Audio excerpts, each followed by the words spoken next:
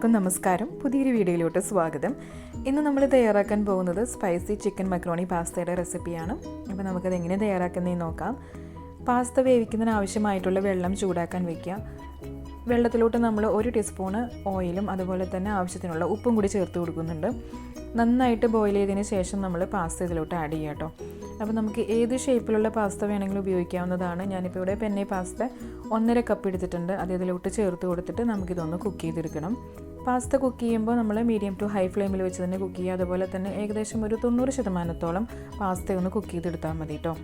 അപ്പം സാധാരണ പാസ്തയുടെ കവറുമ്മ അതിൽ കുക്കിംഗ് ടൈം മെൻഷൻ ചെയ്തിട്ടുണ്ടാവും. അപ്പോൾ അതനുസരിച്ച് ചെയ്താൽ മതി. കാരണം പല പാസ്തകൾക്കും പല കുക്കിംഗ് ടൈം ആയിരിക്കും. അപ്പോൾ അതുകൊണ്ട് അത് ശ്രദ്ധിച്ചൊന്ന് ചെയ്താൽ മതി കേട്ടോ. ഇപ്പം 10 മിനിറ്റ് കഴിഞ്ഞിട്ടുണ്ട്. നമ്മുടെ പാസ്തയൊക്കെ ഒന്ന് വെന്ത് വന്നിട്ടുണ്ട്. ഇനി നമ്മൾ വെള്ളത്തിൽ നിന്ന് ഊറ്റി മാറ്റി വയ്ക്കുക. ഒട്ടിപ്പിടിക്കാതിരിക്കാനാണ് നമ്മൾ ഓയിൽ ചേർത്ത് കൊടുത്തത്. ഇനിയും ഒട്ടിപ്പിടിക്കുന്ന പോലെ ഉണ്ടെങ്കിൽ കുറച്ചും കൂടി നല്ല തണുത്ത വെള്ളം ഒഴിച്ച് കൊടുക്കുക. അതല്ലെങ്കിൽ കുറച്ച് ഓയിലൊന്ന് സ്പ്രിങ്കിൾ ചെയ്ത് കൊടുത്താൽ മതി. ഇനി നമുക്കിതിലോട്ടുള്ള മസാല തയ്യാറാക്കിയെടുക്കാം. അപ്പോൾ അതിനായിട്ടൊരു പാൻ ചൂടാക്കിയിട്ട് ഞാനിപ്പോൾ ഇതിലോട്ട് ഒലിവ് ഓയിൽ ഒഴിച്ച് കൊടുക്കുന്നുണ്ട്. അതല്ലെങ്കിൽ ഏതെങ്കിലും റിഫൈൻഡ് ഓയിൽ ഒഴിച്ച് കൊടുത്താൽ മതി. വെളിച്ചെണ്ണ ഉപയോഗിക്കരുത് കേട്ടോ. ഇനി നമ്മളിതിലോട്ട് ചോപ്പ് ചെയ്ത് വെച്ചിട്ടുള്ള വെളുത്തുള്ളി ചേർത്ത് കൊടുക്കുക. വെളുത്തുള്ളിയൊക്കെ ഒന്ന് അതിൻ്റെ ഒരു ഫ്ലേവറൊക്കെ ഒന്ന് മാറി വരുമ്പോൾ നമുക്കിതിലോട്ട് ചോപ്പ് ചെയ്ത് വെച്ചിട്ടുള്ള സവോള ചേർത്ത് കൊടുക്കുന്നുണ്ട്. എന്നിട്ട് ഇത് രണ്ടും കൂടി നന്നായിട്ടൊന്ന് വഴറ്റിയെടുക്കണം കേട്ടോ. ഒരു ലൈറ്റ് ഗോൾഡൻ ബ്രൗൺ കളർ ആവുന്നത് വരെ നന്നായിട്ടൊന്ന് വഴറ്റി കൊടുക്കാം.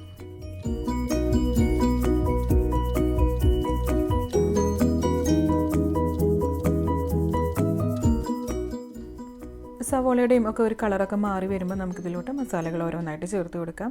1/2 ടീസ്പൂണ് മഞ്ഞൾപ്പൊടി ചേർത്ത് കൊടുക്കുന്നുണ്ട്. 1 ടേബിൾ ടീസ്പൂണ് ചില്ലി ഫ്ലേക്സ് ചേർത്ത് കൊടുത്തു. 1/2 ടീസ്പൂണ് കുരുമുളക് പൊടി, 1/2 ടീസ്പൂണ് ഗരം മസാല ചേർത്ത് കൊടുക്കുന്നുണ്ട്. എന്നിട്ട് ഇതിൻ്റെ പച്ചമണം മാറുന്നവരെ നമുക്കിതൊന്ന് വഴറ്റി കൊടുക്കണം.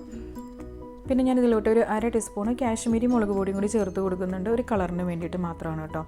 അപ്പോൾ ഇത് അത്യാവശ്യത്തിന് എരിവുള്ള ടൈപ്പാണ്. കുട്ടികൾക്കൊക്കെ കൊടുക്കുമ്പോൾ ഇത്രയും എരിവ് വേണമെങ്കിൽ ചില്ലി ഫ്ലേക്സിൻ്റെ അളവൊന്ന് കുറച്ചാൽ മതി. ഇനി നമ്മളിതിലോട്ട് ഒരു തക്കാളി അരച്ചതാണ്, അതും കൂടി ചേർത്ത് കൊടുക്കുന്നുണ്ട്. എന്നിട്ട് നന്നായിട്ട് ഈ തക്കാളിയൊക്കെ ഒന്ന് വെന്ത് വരുന്നവരെ നമ്മളിതൊന്ന് വഴറ്റി കൊടുക്കണം കേട്ടോ.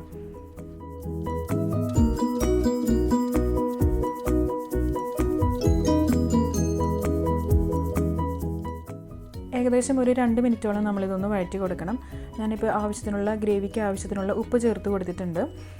തക്കാളിയുടെ ടേസ്റ്റ് നമ്മളൊന്ന് ഇടയ്ക്ക് നോക്കുക. കാരണം തക്കാളി വെന്തില്ലെങ്കിൽ ഒരു പച്ചക്കുത്ത് ഉണ്ടാവും കേട്ടോ. അപ്പം അത് പാസ്തയ്ക്ക് അത്രയും ടേസ്റ്റ് വരില്ല.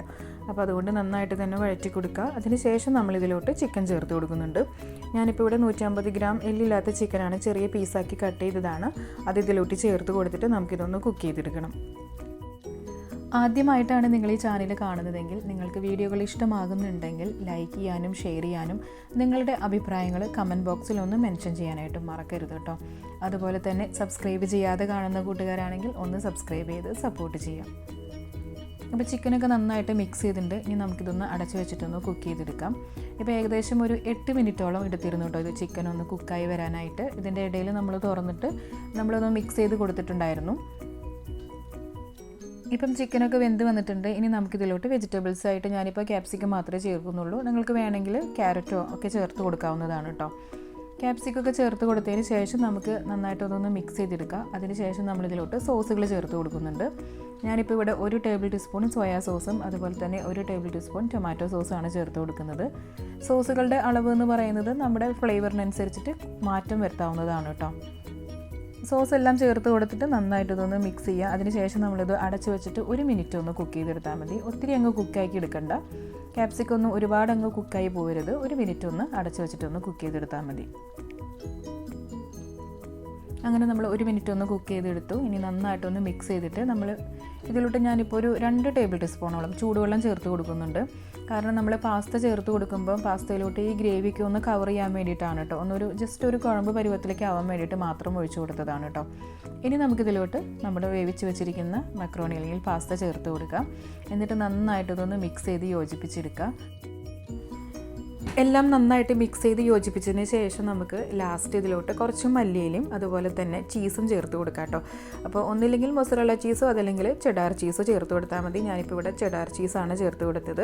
ചീസ് ഒന്ന് മെൽറ്റ് ആവുന്നവരെ മാത്രം ഫ്ലെയിം ഓൺ ആക്കി വയ്ക്കുക. അതിനുശേഷം നമ്മൾ ഫ്ലെയിം ഓഫ് ചെയ്തിട്ട് ചൂടോടുകൂടി തന്നെ ഇത് സെർവ് ചെയ്യാം കേട്ടോ. കുറച്ച് ബട്ടറും കൂടി ചേർത്ത് കൊടുക്കുകയാണെങ്കിൽ നല്ലതാണ്. അതിൻ്റെ ഒരു സ്പൈസിനെസ് ഒക്കെ ഒന്ന് ബാലൻസ് ചെയ്യാനായിട്ട്, പ്രത്യേകിച്ച് കുട്ടികൾക്കൊക്കെ കൊടുക്കുമ്പോൾ.